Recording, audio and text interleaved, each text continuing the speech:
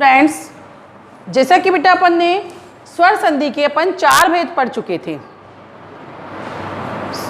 हमने दीर्घ पढ़ लिया था, 3 भेद पढ़ चुके थे बेटा अपन। दीर्घ पढ़ लिया, गुण पढ़ लिया और यण पढ़ लिया। अब आता है हमारा अयादी संधि। अयादी संधि, अयादी संधि में क्या होता है कि अपन क्या करेंगे बेटा, इसका जो पहला सूत्र है वो ये है कि एचो है वायावह, जो कि बेटा मैं आपसे कह रही थी, कितनी बार मैंने आपको बोला स्टार्टिंग में जब प्रत्याहार हम पढ़ाते हैं तब माहेश्वर सूत्र मैंने पढ़ाया था, तब उसमें हमने प्रत्याहार पढ़े थे। अब मैंने आपको कितनी बार ये बोला था कि प्रत्याहार ही हमारे संधि के अंतर्गत काम आएंगी। अब वो कैसे काम आ रहे हैं ये देखो आप। अपन ने इको यंची पढ़ा, यण संधि का सूत्र। यहाँ देखो एचो है वायावह, ये क्या कह रहा है कि जो एच प्रत्याहार है इसको हम क्या करते हैं, अय, आय, औ और आव में बदल देते हैं। ठीक है। अब एच प्रत्याहार क्या होता है बेटा, एच प्रत्याहार के अंतर्गत कौन कौन से स्वर आते हैं आपको पता होगा। ये स्वर आते हैं ए ओ औ। एच प्रत्याहार के अंतर्गत बेटा ये स्वर आते हैं ए ओ औ। ठीक है। अब इसको परिवर्तित करेंगे। क्या कह रही है हमारी परिभाषा, परिभाषा से चलो आप। सूत्र है एचो अय वायावह, यानी कि ये क्या कह रहा है कि ए ओ औ वेति वर्णस्य पश्चात, यदि ए ऐ ओ औ वर्ण के पश्चात को अपि यानी कोई भी, को अपि यानी कोई भी क्या है, स्वर वर्ण आगच्छति, कोई भी स्वर वर्ण आ जाता है। च एत तो ही तत् स्थाने, उसके स्थान पर क्रमशः, क्रम से अय आय औ आव वा आदेशः भवति। अय आय औ आव वा आदेश भवति। तो यानी कि जो एच प्रत्याहार है ए ऐ ओ और औ, इनके स्थान पर, इनके बाद यदि क्या आना चाहिए बेटा, स्वर आना चाहिए। पहले पद में क्या मिले हमें, ए ऐ ओ औ, यानी कि पहले पद में हमको ए ऐ ओ औ आना चाहिए। और बाद वाले पद में क्या मिलेगा हमको, कोई भी स्वर, जो भी हमारे पास स्वर है, ह्रस्व हो या दीर्घ हो, कोई भी असमान स्वर हो, तो उन स्वरों के स्थान पर ए का तो क्या कर देते हैं हम, अय आदेश कर देते हैं, और इस वाले ए का आय कर देते हैं, ओ का औ कर देते हैं, और इस औ का आव आदेश कर देते हैं। क्लियर है आप लोगों को, आपको समझ में आ रहा होगा अच्छे से। मैं दोबारा एक बार रिपीट कर रही हूँ बेटा। क्या है हमारा सूत्र, कह रहा है एचो अय वायावह, कि एच प्रत्याहार के परे कोई भी स्वर आता है बाद में, तो हम उसके स्थान पर अय आय औ आव आदेश कर देते हैं। यही परिभाषा ऐसे कह रही है कि ए ओ औ वेति वर्णस्य, इन वर्णों के पश्चात यानी बाद में, को अपि कोई भी, ये जो है बेटा इसको हम संस्कृत में अ बोलते हैं, ये पूर्व रूप अ है। तो कोई भी स्वर वर्ण आगच्छति, स्वर वर्ण आ जाता है, कोई भी स्वर आ जाता है, च ए तो ही तत् स्थाने क्रमशः अय आय औ आव आदेशः भवति, तो उसके स्थान पर क्रम से अय आय औ और आव आदेश हो जाता है। ए का क्या होगा, अय होगा, ऐ का क्या होगा, आय होगा, ओ का क्या होगा, औ होगा, और औ का क्या होगा बेटा, आव होगा। अब इसका हम एग्जाम्पल देखते हैं। देखिए आप इसका एग्जाम्पल क्या लेंगे अपन, एग्जाम्पल से समझो।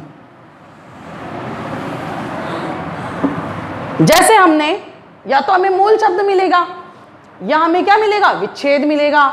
अगर हमें मूल शब्द मिलता है बेटा, तो हम मूल शब्द का क्या करेंगे, टुकड़े करेंगे, और टुकड़े करके उसको वापस संयुक्त रूप बनाएंगे। और यदि हमें विच्छेद मिलता है तो विच्छेद करके भी हम उसको संयुक्त रूप बना देंगे। तो हम क्या करेंगे, जैसे देखो आपको मिला, या तो मिला नयनम।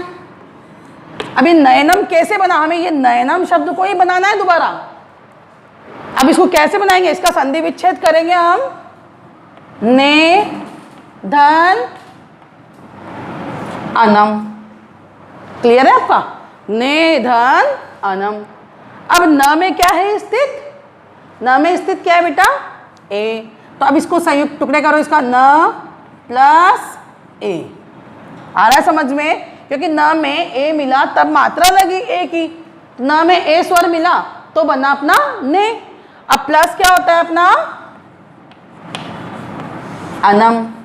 अब ये हमारे सूत्र क्या कह रहा है कि यदि H प्रत्याहार पहले हो और H प्रत्याहार के परे कोई भी स्वर हो तो ये अ क्या है अपना? एक स्वर है। अब स्वर है तो हम इसको क्या करेंगे? ए को बदलना, किसको? हमें ए को। किसका आदेश आ रहा है? ए के स्थान पर क्रमशः क्या बनेगा? ए के स्थान पर अय बनेगा। तो अब हम क्या करेंगे? न धन ए का क्या करा हमने बेटा? अय। पहले वाली संधि में हम दोनों पदों को मिलाकर कर रहे थे, अभी वाली संधि की परिभाषा में हमारे को ये नहीं बताया गया है। अभी हमें क्या कहा गया है कि जो H प्रत्याहार है उसको परिवर्तित करना है, तो हम ए को बदल रहे हैं अय में, तो हम पीछे वाले स्वरों का कुछ भी नहीं करेंगे, ऐसे के ए से लिख देंगे। तो हमने क्या लिखा बेटा? इसको न अनम। अब इसको आप संयुक्त करें, ये तो हमारा विस्तारित रूप था। अब इसको हम संयुक्त करते हैं तो ये कैसे बनेगा? न, ये न में क्या मिलाया? तो न पूरा हो गया। अब ये क्या है? ये आधा है। इस य में क्या मिला? तो ये अ पूरा हो गया। क्या बचा? न और म। तो इस तरह से हमारा बना नयनम। एक और एग्जांपल ले लो।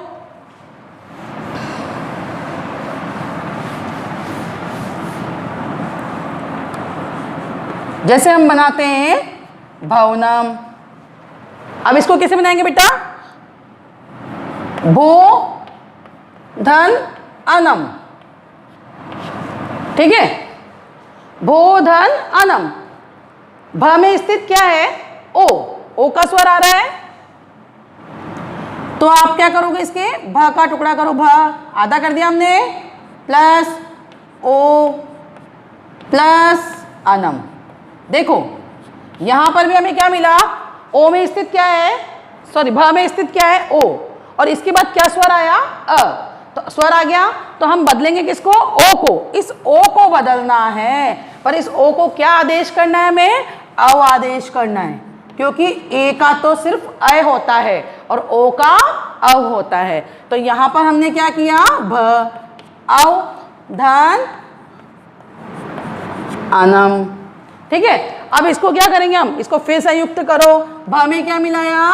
अ मिलाया, भ पूरा हो गया। ये व आधा है, व में अ मिलाया, व पूरा हो गया। न और म, तो ये बेटा बना अपना भवनम, सिद्ध हो गया। इस तरह से एक देखो आप,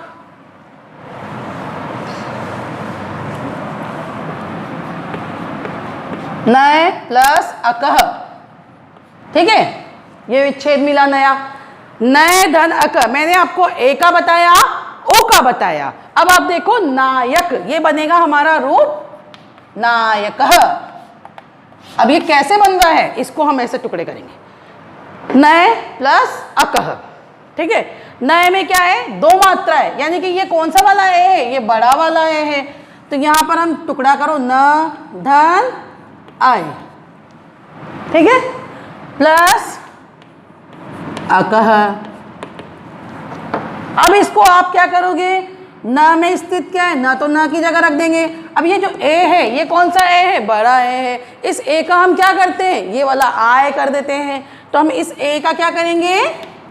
आय धन अकह। अब इसको कैसे मिलाओगे? न में आ मिलाया आपने तो क्या बना? ना। य में आ मिलाया, य पूरा हो गया। और क को हमने जैसा का जैसा रख दिया, तो हमारा नायक रूप ये सिद्ध होता है। इसी तरह एक एग्जाम्पल में आव का भी दे देती हूं। इस तरह से हमारे चारों एग्जाम्पल कंप्लीट हो जाएंगे।